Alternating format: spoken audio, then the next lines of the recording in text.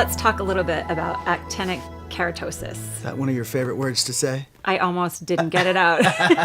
And I think it's just as hard to treat as it is to say. So can we talk a little bit about that? Oh, yeah. No, it is hard to treat. And the reason is it's DNA damage. It is actually from the sun.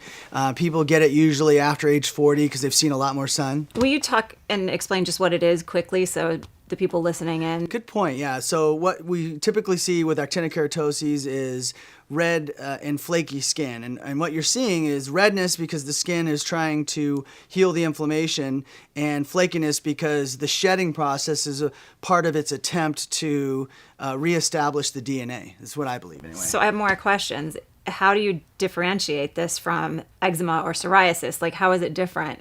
Yeah, eczema is usually going to be in larger patches in multiple areas in the body. This is usually like a single spot in a certain area on the face. In general, I see it on the sides of the face or wherever the skin has been really heavily hit by the sun over the years.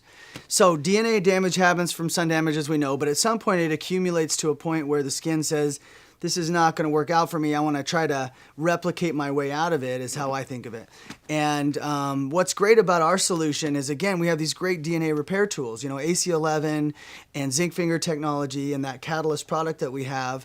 And what they do is they give the skin the tools to go in and heal it.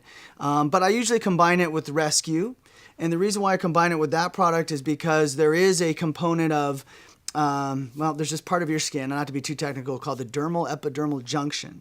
And that is like the first line of defense for the sun that doesn't keep shedding. The rest of your epidermis sheds, that part doesn't. So it keeps getting damaged too. And when we use those two things together, the skin takes those tools in and it seems to fix itself really well. I have all my girlfriends that are hardcore tennis players on AC11 just for that. Yeah. Palm Springs, hammered all day long with the sun. Yeah. And you know, we should speak for a moment about what people are doing. And again, I am not chastising the medical market who has a system in place for how they treat this condition. But I'm telling you, I would opt to not take the topical chemotherapy drugs that they're, you know, it's called 5-fluorouracil is the most common ingredient they're using.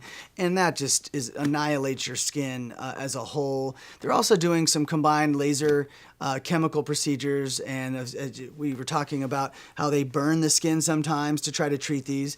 None of these really, all of them actually create DNA damage in the process.